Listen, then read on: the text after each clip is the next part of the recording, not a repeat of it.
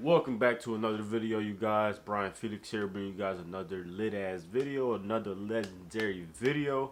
We're in a whole different location. We're actually inside my room right now, and this is gonna be a Q&A. I'm gonna just try to answer as much as as many questions as possible.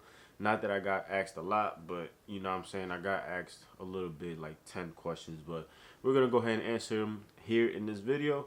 I made a post on YouTube so you can ask me questions, and also made a post on Instagram. If you don't follow me on Instagram, make sure you follow me at Felix, Felix, Bryan, Bryan with another N. So Felix Bryan with two N's. Make sure you follow me. And if you don't want to follow me, follow my business account at Mendez Auto Detail. But nonetheless, let's go ahead and get started with these questions, man. Let's go.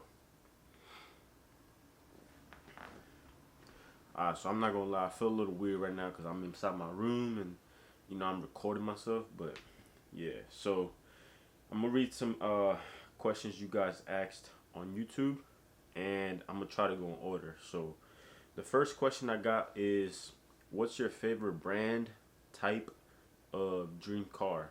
So to simply answer, and it was by Supreme Kid 98. To simply answer that, my dream car, like my ultimate dream car, is the Audi R8. I don't know what it is about it. I just love, the way it looks first of all, and I like how everybody that gets an Audi and drives one or whatever is always like, oh yeah, like you get both the luxury feel, the supercar feel, and you get the comfort, and that's kind of what I wanna, what I want in my dream car, because I love Lambos, don't get me wrong, but they're not the most comfortable cars. I want something I could drive every day and just enjoy. You feel me? Now, yeah, my dream car is also a Lambo. I also like Ferraris. But yeah, both the Lambo and the Ferrari gotta be drop top, hard top, drop top. But the Audi R8, I'll just take whatever, man, to be honest with you. So I'm just go ahead and go to the next question. So the worst car detailing experience. Now this is a very good question, and I'm gonna honestly say this happened to me probably like a few days ago. Like a couple days ago, I had the worst detail experience, man. It was this Honda Civic car we did, and I actually made a video on it. I don't know if you guys checked that out, but if you didn't, make sure you go ahead check that Honda Civic video out. So it was a full shampoo service. You get what I'm saying? And we got it done. Now I don't know if you mean by car wise or just detailed experience, like just a full out terrible experience. So I'm gonna just say, not based on condition of car, but this was like my worst experience so far. So we did the car. The client was happy with it. She was like, I like it. Thank you so much. Gave us a tip, paid us, and I asked her before I left. I was like, hey, are you happy with the results? Because I always do every time I detail a car. This is what I ask all my clients at the end.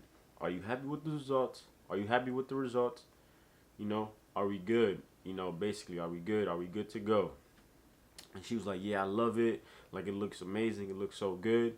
So, okay, boom, we leave, right?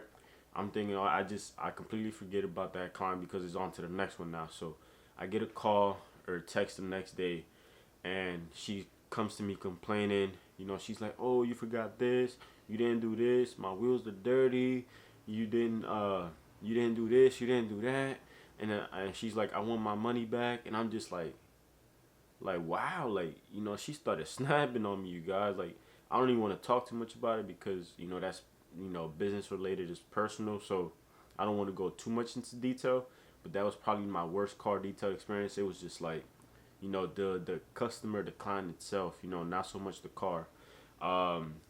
But anything with pet hair, I would just say that would be like the worst car detail experience, because you just need patience, and whoa, I'm about to drop my phone. You just need a lot of patience, and you need to make sure you have all the tools and products in order to get all that dog hair out. But yeah, dog hair is probably going to be like #1 on the list for car detail experience for sure. So we have another question here from Milo Ruiz. He's asking how to expand customers and market with SEO, just overall the best ways to get new customers rolling in, and how to wash in direct sunlight without DI water. So how to wash a car in direct sunlight. Honestly, before I bought the canopy, we didn't have a canopy, and we still don't use it every single time. So we always wash directly in the sun. And honestly, like foaming it down can help you out a little bit. Just making sure that you foam down the car to give you a little bit more time so it doesn't dry up on you that fast. Uh, but besides that, honestly, just trying to like making sure you have the process down. You get what I'm saying? So let's say you want to get it washed quicker. You start with what's gonna take you the longest. If you get what I'm saying. So let's say it has a lot of bugs. Instead of like scrubbing and taking 20 minutes on the front end, instead of doing that, spray some APC and then just rinse it down with your pressure washer. So that way when you come back to wash it, it's already like it's a quick wipe down. It's not you staying in the same spot. You get what I'm saying? So little stuff like that could go a long way. Just making sure you get the roof and just work your way down. You feel me? Like honestly, washing the car is not the hardest thing. Just speed it up, man. Just knock it out, and don't be too particular. Don't be too thorough with it. Just make sure you rinse it down properly, and you'll be all right. So I have another question here from David Beesby. Shout out to my boy David, man, from York, PA. His question is, what's your favorite car you cleaned, and what was your inspiration for having the detailing car business? That's a very good question. So my favorite car I've cleaned was a Maybach, a Mercedes Maybach. I'm all about luxury, you guys. I don't know. I love sports cars and stuff. Like I detailed a Lambo, I've detailed G wagons and stuff. But the Maybach, that was top 5 for me, man. That was one of my favorite cars. It was just like a different type of car. You feel me? You don't see Maybachs all the time. I've seen plenty of Lamborghinis and G wagons, but the Maybach, that was something different, man. That was one of my favorite cars to detail. And my inspiration for having the detailing car business, honestly, like I just always wanted my own business, and I love cars, so it kind of just happened. You feel me? Like before I even started the detailing business, I was just trying to figure out what else I could do. I was working construction, working warehouse jobs, and I just came across detailing with my cousin Aimele. He introduced me to it. He was working for a limousine company. I went out to work with him one day because I was out of work, and he was like, yo, come to work with me, bro, help me out. So we did that, and he introduced me to it. And then I was just like, damn, like we could do clients' cars, like, you know what I'm saying, instead of like doing limousines, because they're big, man. They're big party buses and stuff. And I was like, yo, we could do smaller cars and make more money. So we just started asking our family and friends, like, hey, I'll wash your car, detail your car for $50, and it just kind of just started from there, man. And I'm just grateful and everything because we've worked so hard to get to where we are now, and this is gonna continue to keep going up, and yeah, man. So yeah, that's kind of my inspiration. Just always love cars and just always wanted my own business, so it kind of just happened. And I actually wanted the window tint before, so I actually started a window tint business, and that was a bust. That was a failure. So I just I got introduced to detailing, and it kind of just started working out from there. So I have a question. How long did it take for your business to get a steady flow of clients coming in? Very good question by Adrian Diaz. Now, honestly, I would say a year, man. Honestly, like it sounds like a long time, but a lot can happen in a year, man. So I remember my first month, I made like $200, and this was like last year. So I made $200 in 2019. Well, it was like 2 years ago. It just felt like last year. So 2019, when we first started, our October, November time, made $200. Second month, we made 600, and after that, we started making 1,000 for a few months. So I thought that was a lot of money. I was like, damn, like I'm making 1,000. I was charging $50, $60 a car, so you kind of know how hard I was working detailing cars. And these were all family and friends, you guys. I wasn't getting clients from my website. I didn't have a website. I didn't have YouTube videos. I didn't have an Instagram. All I did was, honestly, I did have an Instagram, probably. Yeah, I had an Instagram. But honestly, all we did was detail family and friends' cars. They spread the word. We did their car. They would, like Mendez did a good job. Posted us on their Instagram. They tagged us because people love to help out when you first starting out. People don't even realize that, like, when you first start out, everybody wants to help you, man. Everybody. But once you start growing and you start getting, up there, they start to become envious, which kind of doesn't make sense. But it is what it is. You get what I'm saying? Like, a lot of people do want to help you out when you first start out. So don't think about it too much. Just get out there, get moving and grooving, and it's gonna work out in your favor if you keep working hard, man. So I would say about a year. It took us a year to get a steady flow of incoming clients, and we're still working on it to this day. You know, we still have slow months, slow weeks, slow days, so it's never gonna be a steady process. You feel me? So I have Hunter Harris asked, is if there is one thing that you could tell past X when you started, what would that one thing be about detailing? Uh, X or example when you started. So I guess he's asking if there's one thing that I would tell my past self before I started detailing. What would that be? Honestly, so it's not business related. It's about detailing. Honestly, like I feel like I did everything the right way. I started off with my car. I started off with what I had. I really didn't make any excuses.